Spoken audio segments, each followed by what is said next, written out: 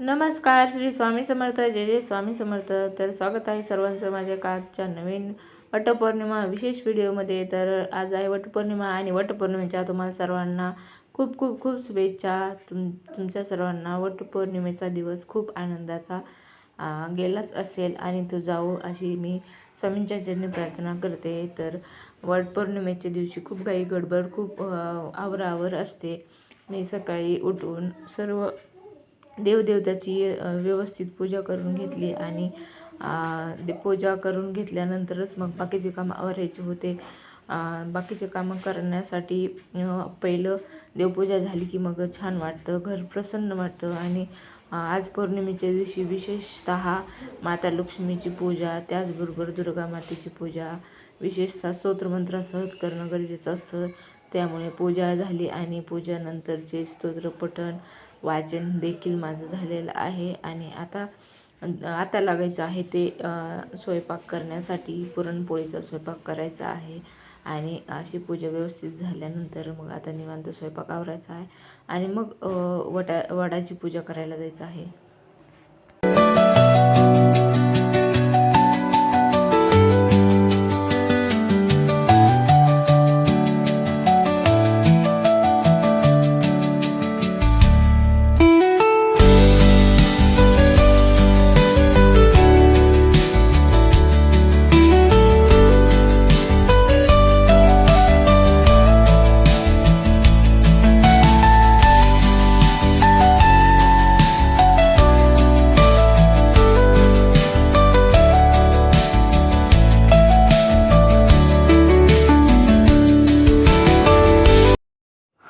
देवपूजा झाली आणि पुरण शिजून घेतलं होतं. देवपूजेला बसायच्या अगोदरच पुरण शिजायला टाकलं होतं. त्यामुळे पुरण शिजल्यानंतर पटकन पुरणपोळ्या करून घेतल्या आणि बाकीचं भांडे वगैरे तसेच ठेवले आणि पटकन आवरायला घेतलं. कारण वडाला जाण्यासाठी उशीर होणार होता. त्याच्यामुळे पटापट पुरण आवरून घेतलं, पुरणाच्या पोळ्या केल्या आणि मग वडाला जायला आवरून मग वडाला जायला आम्ही निघालो होतो.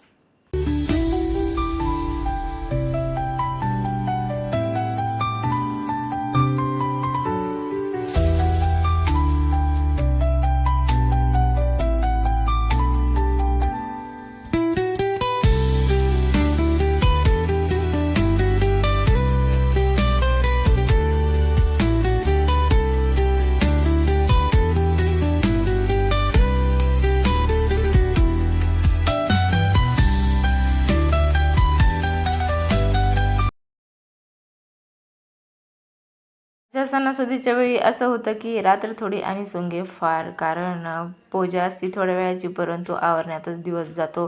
सकाळी उठल्यापासून आवरा, हे करा ते करा, 2 दिवसापासून तयारी करा.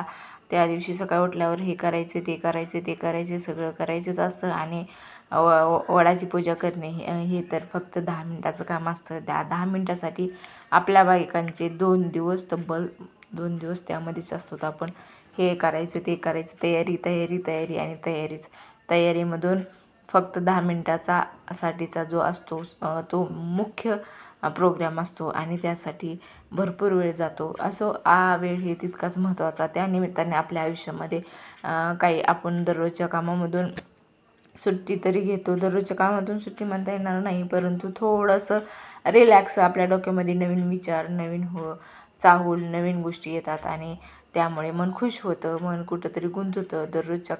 दररोजचं रुटीन असते ते थोडं बदलतं. कारण सणासुर हे आपल्या आयुष्यामध्ये सुख समाधान देण्यासाठीच येत असतात. आपल्या आयुष्यामध्ये थोडा बदल यावा यासाठीच ही सणांची रेलचेल चालू असते. आणि असे हे सण महिन्याकाठी एकतरी असतोच की ज्याने आपल्या बायकांना उल्हास आनंद होईल. तर अशा प्रकारे वटपौर्णिमा साजरी केली आणि वडावरून घरी आल्यानंतर जेवण वगैरे केलं आणि जेवण झाल्यानंतर थोडासा आराम केला आणि संध्याकाळी मग संध्याकाळच्या वेळेला सत्यनारायणाचं पूजन करायचं होतं. आज पौर्णिमा असल्यामुळे सत्यनारायणाची विशेष पूजा करायची होती आणि पौर्णिमेच्या दिवशी सत्यनारायण केल्यामुळं आपल्या घरामध्ये लक्ष्मी टिकून राहण्यास, सुख समृद्धी, धन, सगळ्या गोष्टी, आपल्या इच्छा सर्व प्राप्त होतात. त्यामुळे ही एक पॉझिटिव्हिटी आपल्या जीवनामध्ये असते. दर पौर्णिमेला सत्यनारायण केल्याचं खूप उत्तम आहे. किमान 5 पौर्णिमा तरी सत्यनारायण करायला पाहिजे. घरामध्ये आपल्या सत्यनारायणाची पूजा आपण स्वतः जे कधीच करत नाही, ती आपण फक्त आपल्या घराचे काही गृहप्रवेश असेल, वास्तुशांती असेल त्याच दिवशी झालेली सत्यनारायणाची पूजा असते किंवा मग श्रावण महिन्यामध्ये करत असतो.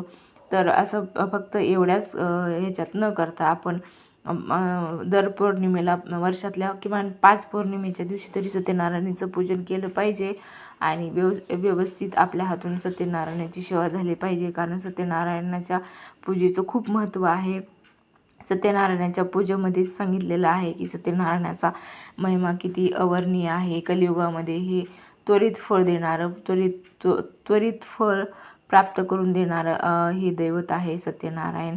आपली जी मनोवांछित कामना आहे, मनासारखी आपल्याला मनातली जी इच्छा आहे ती पूर्ण होण्यासाठी, घरामध्ये लक्ष्मीची भरभराट राहण्यासाठी सत्यनारायणाचं पूजन पौर्णिमेच्या दिवशी करायला पाहिजे. आपल्याला सुरुवातीला वाटतं पूजेची मांडणी खूप कठीण असते, परंतु आपल्याकडे जर सत्यनारायण पूजेचं पुस्तक असेल तर त्या पुस्तकामध्ये सर्व विधिवत मांडणी करण्याची माहिती दिलेली असते. एक वेळेस आपण मांडणी केली की आपल्याला आत्मविश्वास येतो आणि आपण पुढच्या वेळेस देखील आपण व्यवस्थित व सोपी मांडणी अशी वाटते आणि आपण करू शकतो. फक्त जास्त सामग्रीच जमवायचं आपल्याला टेन्शन वाटतं, परंतु काहीच सामग्री नाही. सगळ्या वस्तू आपल्या घरीच उपलब्ध असतात आणि त्या फक्त एकंदरीत सगळ्याच विड्याची पानं वगैरे जास्तीची लागतात आणायची आहेत. कारण विड्याच्या पानावरच हे आपल्याला तिन्ही सुपाऱ्याची पूजन करायचे आहे. 3 सुपाऱ्या म्हणजेच आपली एक श्री गणेशाची, दुसरी कुलदेवतेची आणि तिसरी वरुण देवतेची असते आणि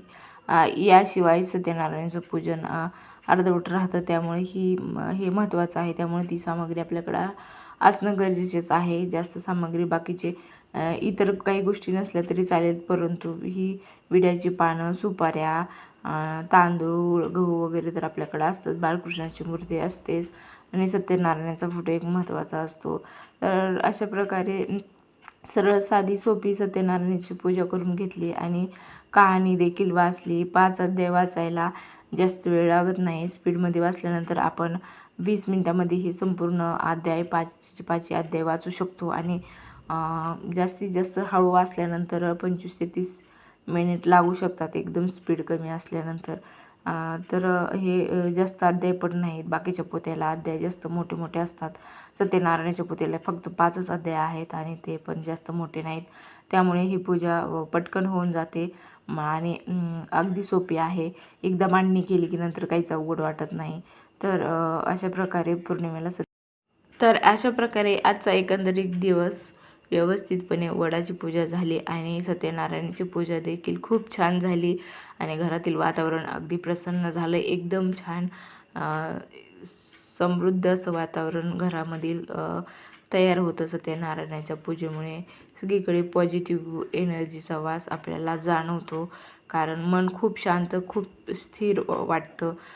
त्यामुळे पौर्णिमेच्या दिवशी सत्यनारायण केल्यावर खूप छान फळ देखील मिळतं. तर अशा प्रकारे एकंदरीत आजचा दिवस होता आणि दिवस खूप छान गेला. तुमचाही दिवस खूप छान गेला असेल अशी मी अपेक्षा करते आणि व्हिडिओ इथे संपते. तुम्हाला व्हिडिओ आवडला असेल तर व्हिडिओला एक लाईक करा आणि चॅनलला सबस्क्राईब करा. तर पुन्हा भेटूया अशा एका नवीन व्हिडिओसोबत.